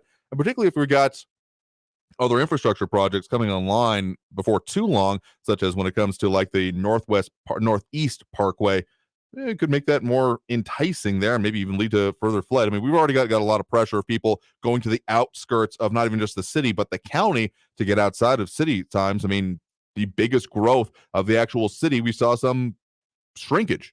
That's why we got those new maps up here from the city of El Paso, because in some places things are getting smaller. And so because of that, I mean, if you look up over the comparison year over year, we got right up now on the Facebook page, facebook.com/Talk El Paso, showing the difference between the previous districts on top and then the new ones being vice versa. Actually, the new districts are on top and the previous districts on bottom, because there were some that were just too small in the core of the city, and the biggest growth was definitely on the outskirts, particularly the east side, that triangle kind of Zaragoza, Montana, and Joe Battle. 375 really some of the biggest explosion, and I think that pressure is going to continue. But interesting to bring up Chaparral. Hadn't heard much about that. I'll have to look into that more, because hey, that's going on, we got to talk about it. But tell you what, we got to take that next break right now. We got calls on the line, and we'll get to more here, because that number to call if you want to chime in on the show is 915-544-5876, 915-544 KTSM. Some comments we'll get to as well. Back after this break with more Talk El Paso here on News Radio 690 KTSM. Stay tuned.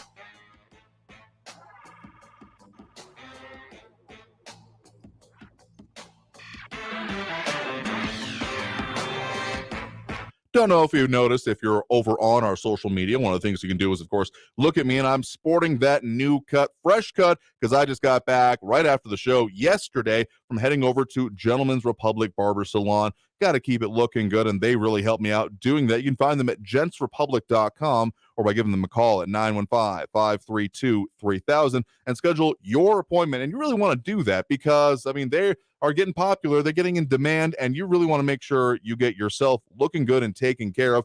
Let me just lay out the experience for you. What I do is that I walk in there, talk with my barber about what we want to do, and get a nice cold drink. Had a little bit extra spicy yesterday if you want that kind of thing, or just a cold one, or even just a cigar. They have a beautiful patio that I like to enjoy that out on front before and after the cut. And again, they have the best arts of barbering combined with some of the services that you'd love to get from a spa and even more, plus a whole lot of goods. And you can even get gift cards for them because, of course, with Father's Day coming up, don't you want to treat your dad to being treated like a king for a day? So again, if you want to get on the schedule now, highly recommend it.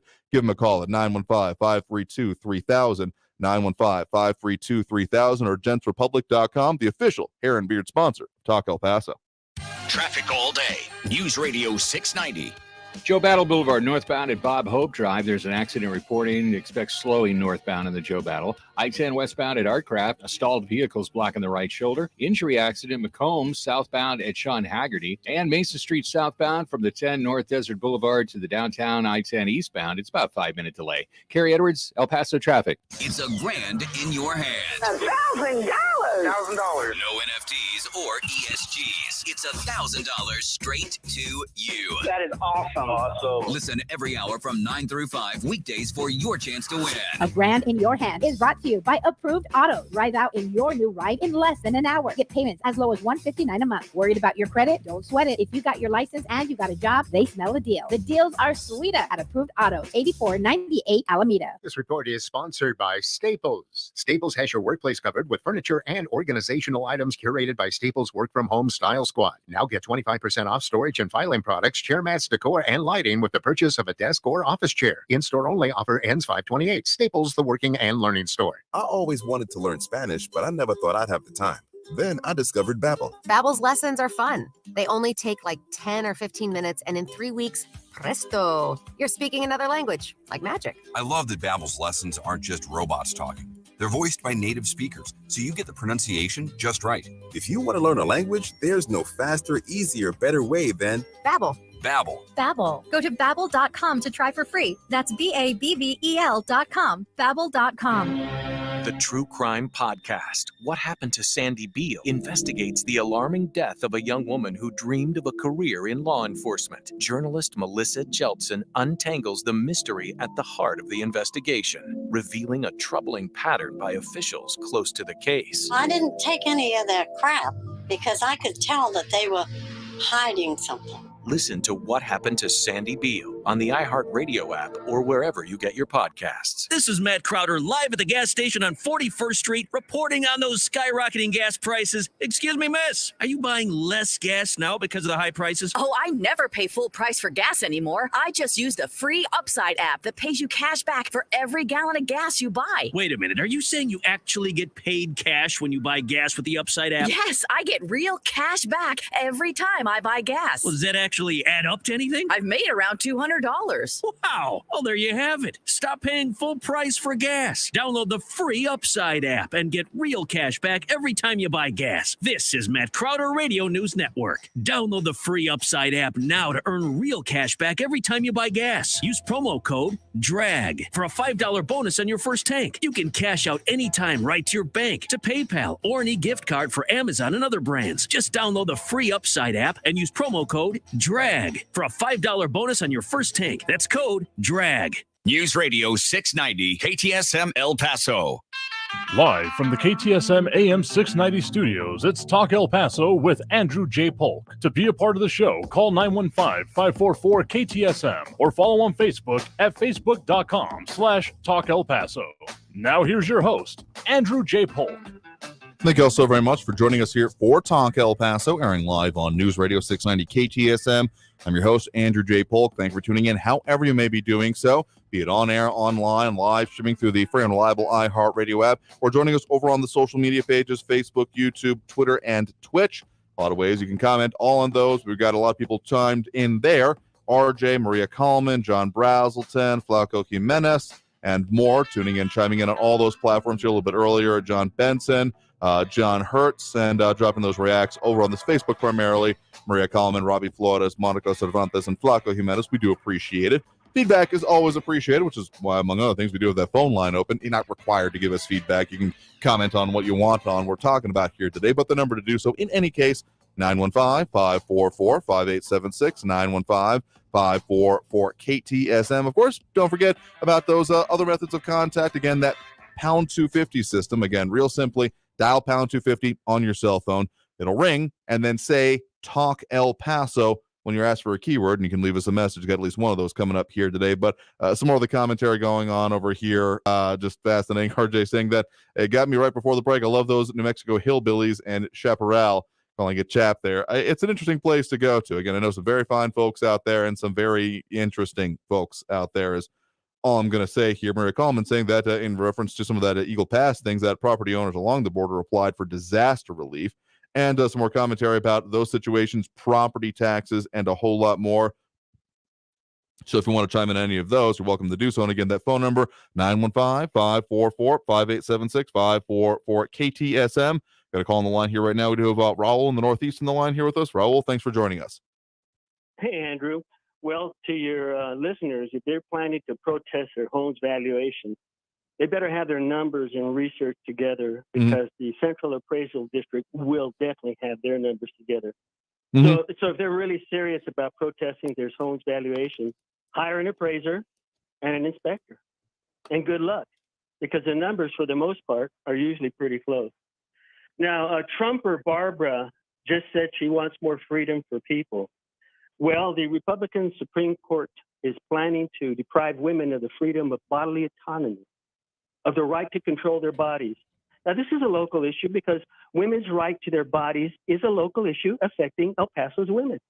Their bodily autonomy, their personal agency over their body is about to be eliminated by an unelected body of political appointees, the majority of whom are men and Republicans. Now, you can't have a small government when politicians and their politically appointed judges are in women's uteri. And who is president affects women's rights, workers' rights, everyone's rights by his appointees to the Supreme Court of the United States. Now, Americans are supposed to have autonomy over our bodies, rights over our intimate affairs, property, and papers. Remember my body, my choice over vaccines and masks? Or how about the right to smoke poisonous tobacco or intoxicating and harmful alcohol and allow businesses to sell these poisons? Or how about the right to not to pay federal income taxes? Try that one on for size and see how it goes for you. Or to wear or not wear seatbelts. You know, Republicans are fake, claiming respect for life of the unborn, but they don't seem to care that much about poor people once they're born, or people in general once they're out of the womb. They're routinely against government spending that help people in general.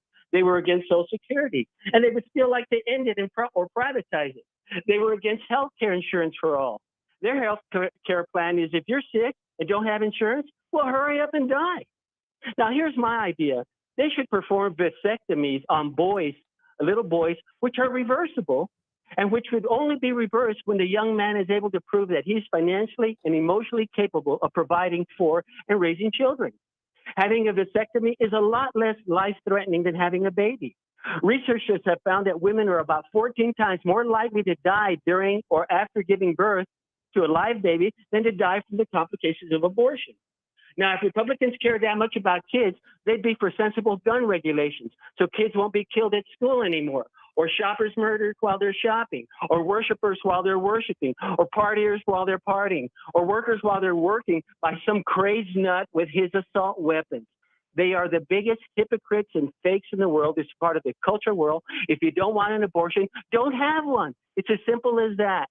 I've heard the similar kind of arguments, and there have been more or less facetious bits of legislation passed in other states saying that, well, we're going to criminalize male ejaculation and those kind of things here. Yeah, I've heard all of the ones here, but I mean, okay, if you really want the answers to your questions here about the arguments being made here, the argument being made is that this would be then returning the autonomy to the states in terms of making their decisions here. But I will say entirely. So for those who I'm sure there's not anyone who hasn't heard of this, but in case there's someone random out there, this is all coming from the reporting coming from Politico late last night, not too long after we got out of the show, actually, that's saying that they had gotten a hold of a draft copy of the majority decision written by Supreme Court Justice Alito, saying that they will be overturning Roe v. Wade and also some of the supporting cases and returning it to the states. Now, there are various issues I take with this whole line of thinking. It is important to point out at this point, though, that Politico is putting it out. Most of at least our news partners have not completely confirmed it, but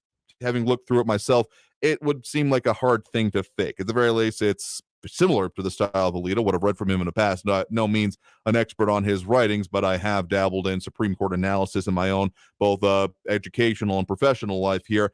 And given the way it is talked about, it seems in line. So I would be surprised if it wasn't essentially a genuine thing. Now, of course, this is not a Supreme Court decision. So for anyone celebrating or decrying at this very moment, yes, if it is, again, genuine, it may be more likely than not that this will be the decision that is being made, but there is no effect from it yet. The decision was not expected to come out for another month or so. So that is just the technical aspect of where we are here right now. But let us say, as is very widely being expected now, that this will be the decision. The ultimate immediate impact will be a return to the states to individually decide the legality or not of abortion. And of course, there are a number of states, primarily, well, Texas among others, but others within, points east of us primarily and in the South, the Old South as it's known, that would have automatic laws on the books to, criminalize it at various different levels. Now, there's further debate to be made about this, and I understand fully that this is a highly contentious issue and one that there is a lot of emotion on from a lot of people. But here is my issue with when this decision as it is currently written, because this could, of course, change. And while there is that investigation into who the leak is, I think it's pretty clear to see that this was done so in order for some form of political pressure to be applied. Whether it is that the decision went too far or trying to get more people on board with it, who knows? But the furor over this was probably baked into the expectation of why this was being made. But I mean, I have my issues with it, but tell you what, we are going way over the time for this break here. I'm going to talk about this coming out of the break. I know we got some calls on the line. We'll get to those and a whole lot more coming out of this break here on News Radio 690 KTSM. I do thank you for the point in the call, but, we're going to have a lot more. Yeah, James Radcliffe saying would be surprised if one or more of the justices didn't participate in releasing it.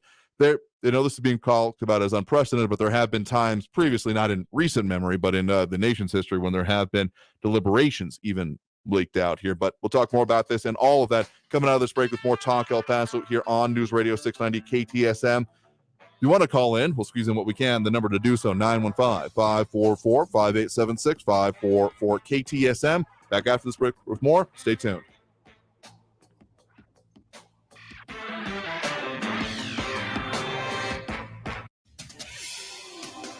El Paso's News Radio 690 KTSM. Hello, everyone. This is Robert Olguin with your KFOX 14 News Update. There will be increased security at Hornado Middle School in the coming days as a precaution after a teacher found 3 bullets in a locker room. That's according to an email the school sent to parents on Monday. Administrators and EPISD police were immediately notified to conduct a search. Authorities found no unauthorized weapons in the locker room or on school property, and police do not believe that there is a threat at the school. The Mexican government is snubbing Texas and moving a proposed border rail link to New Mexico. This after Texas Governor Greg Abbott backed up border crossings with state truck inspections last month. Mexican diplomats met today with U.S. Secretary of State Anthony Blinken and touted a rail line linking Mexican seaports on the Pacific with the San Jeronimo Santa Teresa crossing in New Mexico. Mexican officials had considered a route through Texas, but in recent days say they can no longer rely on Texas when it comes to cross-border traffic. This has been your KFOX 14 News Update. I'm Robert Olguin. News Radio 690. Traffic all day.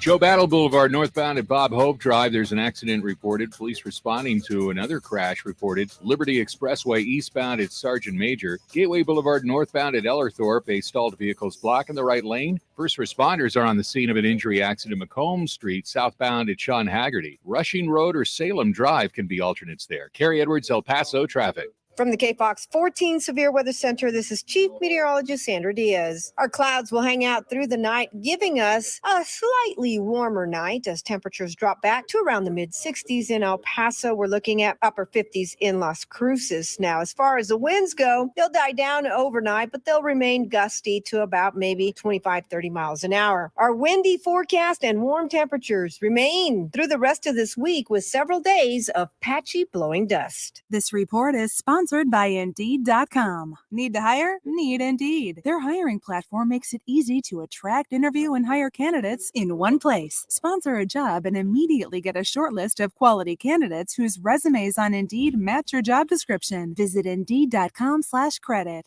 Hans America Inc. is seeking a financial manager and senior finance and customs manager to set up and manage finance ERP system, U.S. Korea SOX system, Maquiladora U.S. Mexico customs, finance, accounting, tax, 40 hours per week. This position requires a master's in accounting, 5 years of experience, and CISA, CPA, and CIA licenses. Mail your resume to Jongha Jong, Hans America Inc., 5812 Chromo Drive, El Paso, Texas, 79912. That's 5812 Chromo Drive, El Paso. Paid for by Chorus Legal. As a marketer, you want to reach everyone. Adults, teens, millennials. But it's not like these groups all hang out in the same place, right? Actually wrong. They're all right here, listening to radio commercials just like this one. Radio ads connect with 93% of Americans every week. That's more than Google, more than Facebook, more than TV. In fact, radio reaches 20% more millennials than TV. Want more of the people you want to talk to all in one place? Visit iHeartAdvertising.com and get AM/FM working for you. That's iHeartAdvertising.com.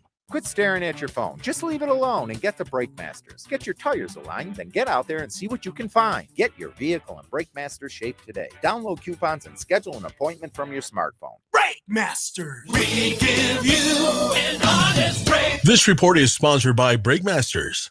City streets or small towns, everyone deserves a clean, green community. We are Keep America Beautiful, the nonprofit working to end littering, improve recycling, and beautify communities. Let's do beautiful things. Visit KAB.org. El Paso's News Radio 690 KTSM.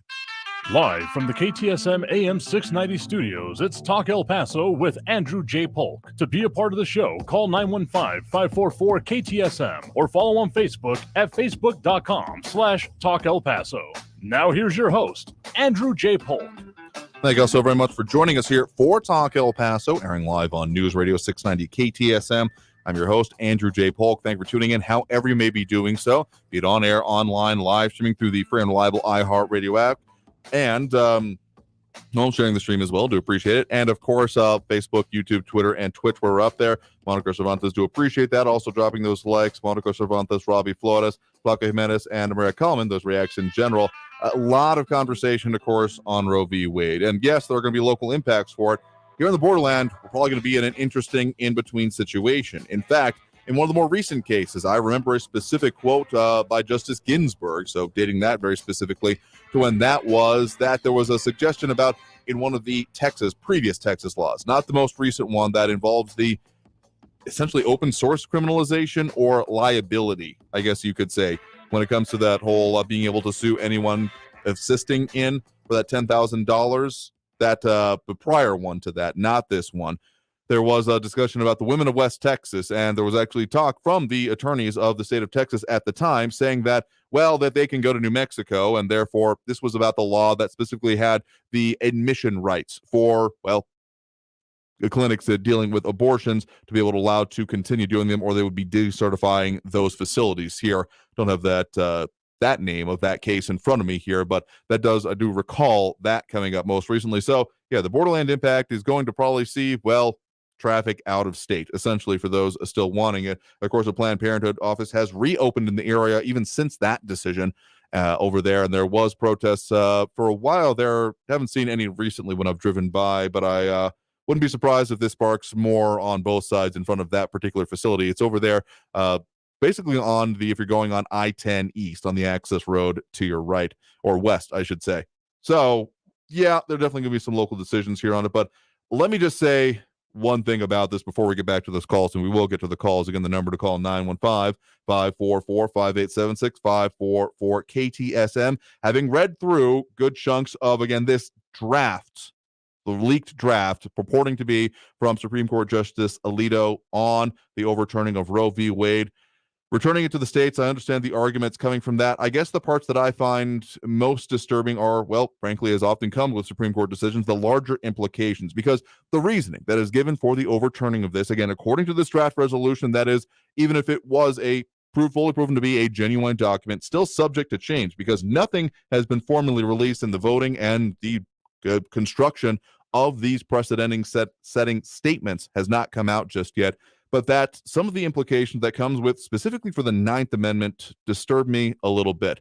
It's something that I often have with an originalist argument when it comes to the Supreme Court, and this is something that I had even when I did like what Scalia did. This is one that I constantly kind of struggled with, the idea that only what was in place during the essential framing of the Constitution and in the writing of the amendments to it are what can be allowed. And that is something that is leaned on very heavily by this decision, again, in its overturning, calling it outside of the character here. And there are plenty of historical arguments to be made here. But again, the reason that I take issue with this, I wouldn't be surprised if this gets changed, if this is indeed a draft resolution, and we eventually see the final majority decision of it here, even if potentially Alito keeps it in a concurring decision on his own, is that the idea that if something is not in the character of the country, therefore there is no right to it. Because to my reading, and largely, the Constitution confers no rights.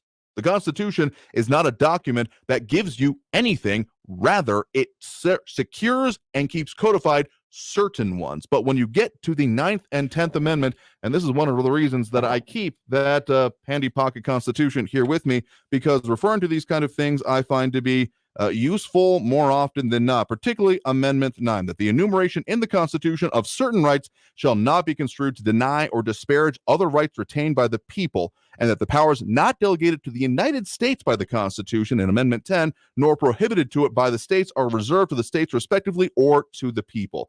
That is the major issue I take with this idea and the line of argument in with this. And I mean, I've often had issues with many of the Supreme Court decisions that have come out here. Obergefell is one that has come up recently. That one, of course, the one that essentially legalized same-sex marriage nationwide, in that it was a pretty weak legal reasoning. Going into it, it was basically self-congratulatory more than, well, it's been a long time due here, was the major argument coming out of it, even if there was some precedent cited in equal protection under the law. It really was not that strong of a decision, even if it is the law of the land. But the idea that something can be removed because it is not explicitly granted under the Constitution, particularly when it comes to the people, seems to me to be ignoring the 9th Amendment. So as much as you may like or even hate this kind of a decision, the precedence it's set, because that is not enumerated within the Constitution, well, it disturbs me more than a little bit. So there's a whole lot more analysis being done by many others, and even some further implications that I'd want to get into here, but this is not just about me. We have calls on the line, so let's get to more of those here. We do have Stephen on the east side here with us right now. Stephen, thanks for joining us. Hey, Andrew. Mm-hmm. So, yeah, it's a big case, and it's going to affect a lot of people in, a lot of different states. Mm-hmm. And I see the argument where, this is a very divisive issue. It's been around forever. Mm-hmm. And I remember when I was growing up, adults would be talking about it. And most people would say, well, there's these cases of incest, rape, severe disability, of maybe the child has a severe birth defect, or there's a threat to the life of the mother. Then in those cases, people would reasonably say, okay, I can understand that situation. I think what happened is a lot of people started to see, we're looking at these numbers and said, wow, we're talking hundreds of thousands a year. And say, what percentage of those really are those, cases that they were referring to, the rape, incest, and severe birth defects. And people were realizing, wow, there's hundreds of thousands of perfectly healthy pregnancies being aborted. And, it was safe, legal, and they wanted to say it was rare, but it wasn't. So a lot of people were getting upset about that. But you have to understand both sides. This isn't a cut and dry issue, and that's why it's so emotional. And, and I think that's part of the reason why this is maybe going to be pushed to the states, because the federal government, when there isn't some power given to the government from the federal level to rule over the people and tell people what to do, then that was deferred to the states initially. So that's the way to look at it, I think, is, and other people can look at it this way. Well, people talked about vaccine mandates and mask mandates. And if you're arguing on the side that you could be affecting another person's life if you infect them, because if they get infected and they die, you're going to be affecting someone else's life. And in this case, you're talking about the child's life that's 100% going to be affected if they're aborted. So not just a small chance, or, the fact that you may infect somebody if you're not vaccinated or not wearing a mask, it's possible. But, if you terminate that pregnancy, you're definitely affecting someone's life and their potential pursuit for happiness. So it's a divisive issue. I imagine there are a lot of people going to be debating it. Oh, yeah. I just encourage people to at least step back, try to understand the other side of the issue. If you're on one particular side, be kind to each other, and, hopefully we'll come to a good, what's the word for it? Let's say a compromise. Potentially, though, given the divisiveness of this issue and how this is being received so far. I mean, I think we have a picture over up on our website right now, KTSMradio.com, of protests that have already happened in front of the Supreme Court, and I assume that will be happening, already been happening in other cities of Texas. I know that. I doubt it'll come soon, but I certainly hope it comes eventually, and we'll, of course, see what comes out of this decision once the final decision is actually released. Thanks. Appreciate it for the point in the call. You have a good one there. All right. I think we can take one more quick one before we head into this next break here. The final break of the hour. We do have Andrew on the west side here with us right now. Andrew, thanks for joining us. Yes, thank you. Reference to this document that was leaked to the public from the Supreme Court, I would say the individual that did that, and I hope they do ascertain who it was in this investigation, but I think they would be facing they would be facing a federal crime. Potentially. I haven't heard of any actual charges coming up to it, but consequences very likely will come out of this. I have a full expectation. Yes, but when you're trying to influence a decision or intimidate these Supreme Court justices, I think it definitely falls under the federal statute. I just can't remember which one it is. But I would assume. You talk about an assault on our democracy. That's a perfect example of it.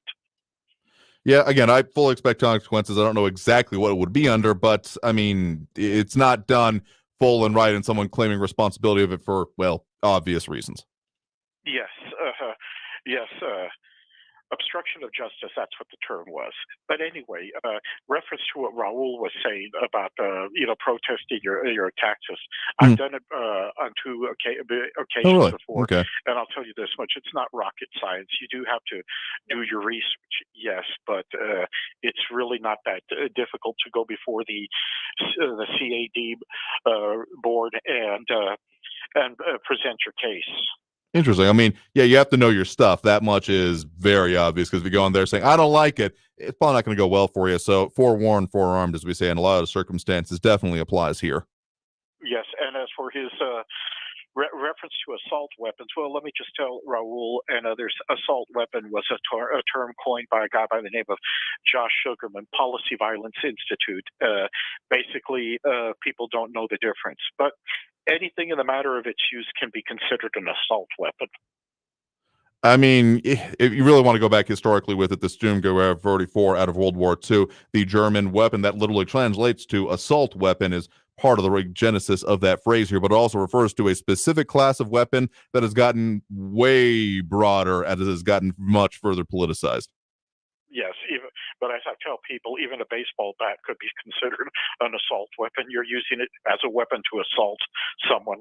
Yep, the argument to be made there as well. And oftentimes, I mean, I've had a lot of review of other laws coming to that about how what they're actually criminalizing has nothing to do with the function of the weapon. It's the part that's scary, but that's a whole nother show.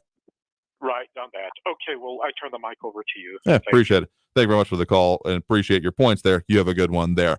All right, we got to take that next break right now. Coming out of the break, we'll squeeze in what we can, tell you what we got coming up for you on the show, and a whole lot more. So stay tuned for more Talk El Paso here on News Radio 690 KTSM. Back in a minute.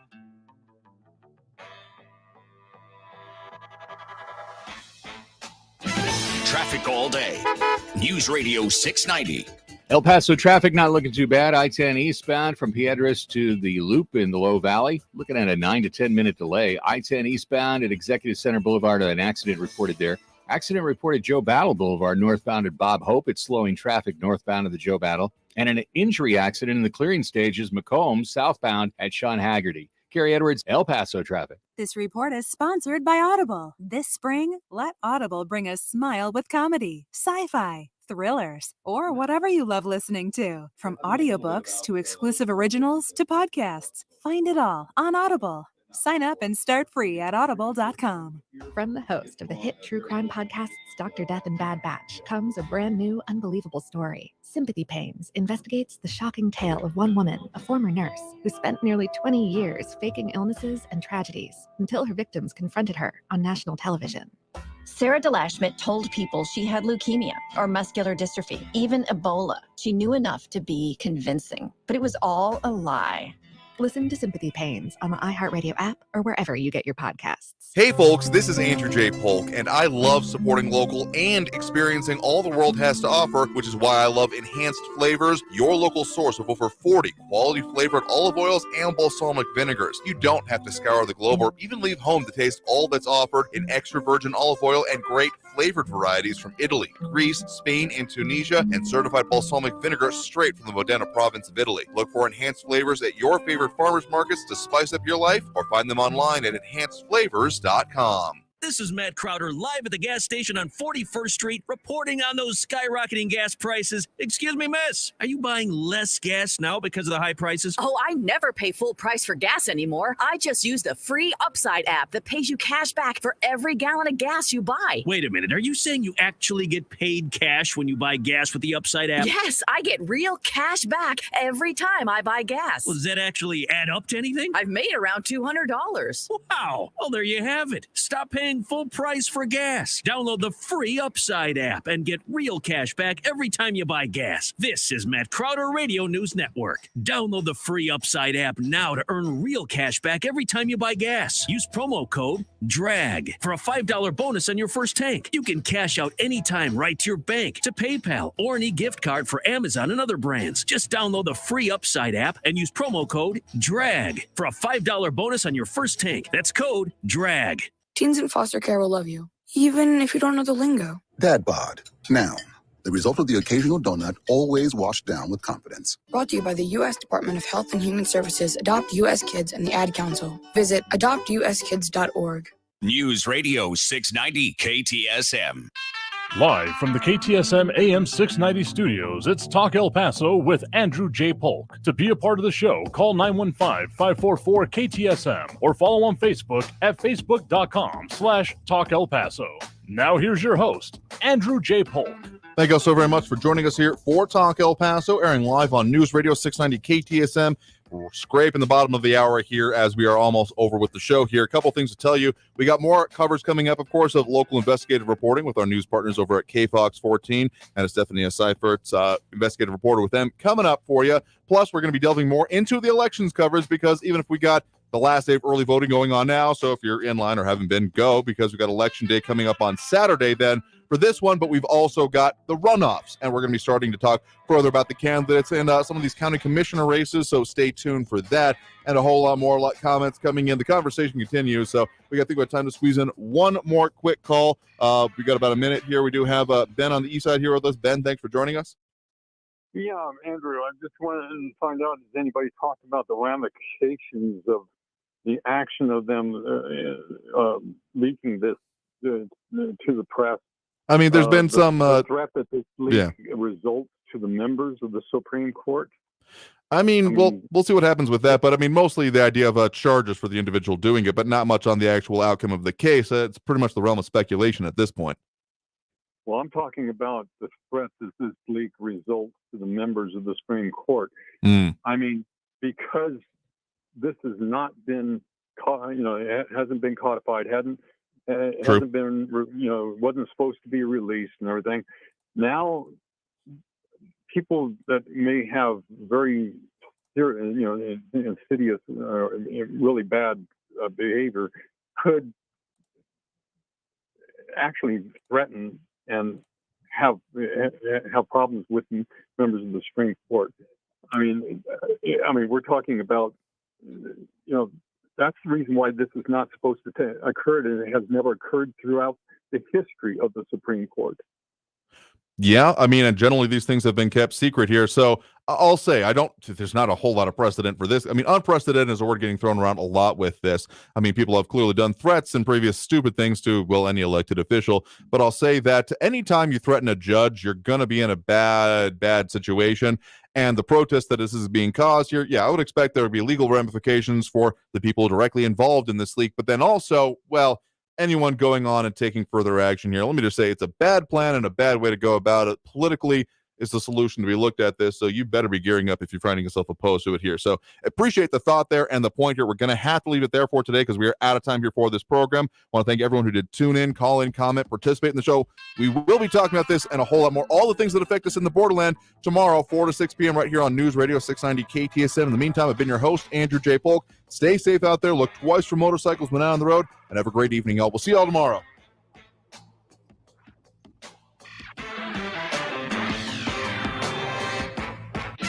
Traffic all day. News Radio 690. El Paso traffic not looking too bad. I-10 eastbound from Piedras to the Loop in the Low Valley. Looking at a 9 to 10 minute delay. I-10 eastbound at Executive Center Boulevard, an accident reported there. Accident reported Joe Battle Boulevard northbound at Bob Hope. It's slowing traffic northbound of the Joe Battle. And an injury accident in the clearing stages, Macomb, southbound at Sean Haggerty. Gary Edwards, El Paso traffic. Maybe you've had to put off a health appointment or two during the COVID-19 pandemic. But if you're 45 or older, there's one test you shouldn't put off any longer. Regular screening for colorectal cancer. Colorectal cancer is a leading cancer killer, but it can be prevented with regular screening starting at 45. There are more screening options than ever before, including at-home tests. It takes guts to put your health first. Ask your doctor about your options today. Visit cdc.gov/screen4life for more information.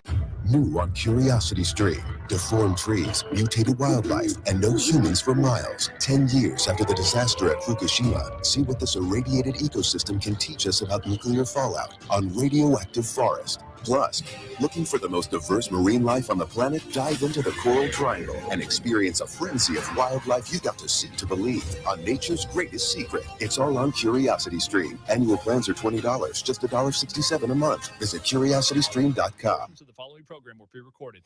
Always just minutes away from the latest news around town and around the world. You need to know what's going on. News Radio 690 KTSM.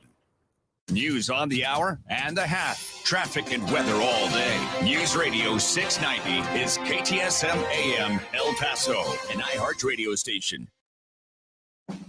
NBC News Radio, I'm Brian Shook. An Oklahoma abortion bill, which is modeled after Texas's controversial one, is now law. Governor Kevin Stitt signed what's called the Oklahoma Heartbeat Act into law on Tuesday afternoon. It bans almost all abortions after around 6 weeks, which is often before a person knows they're pregnant. The law is now in effect. This comes a day after the leak of a Supreme Court draft decision that showed justices were ready to strike down the landmark Roe v. Wade abortion decision. In California, where abortion is already legal, San Diego State Senator Tony Atkins, the president pro tem of the California Senate, is introducing a constitutional amendment. If the Supreme Court of the United States won't protect our bodily autonomy, California will make sure our Constitution leaves no room for confusion. Atkins, along with California Speaker Anthony Rendon and Governor Gavin Newsom, will be asking voters to confirm that abortion is legal in California. California has long recognized the fundamental right to privacy and to control over one's own body. And now we are going to make sure that right is enshrined in our Constitution. I'm Jack Cronin. Minnesota health officials are investigating reports of pediatric hepatitis from several hospitals. One mother, Kelsey Schwab, speaks about the unexplained case in her 2-year-old daughter awaiting a liver transplant due to adenovirus found in her blood. Galen had what we had thought was an allergic reaction, so we had taken her into the doctor and they had given her some epinephrine.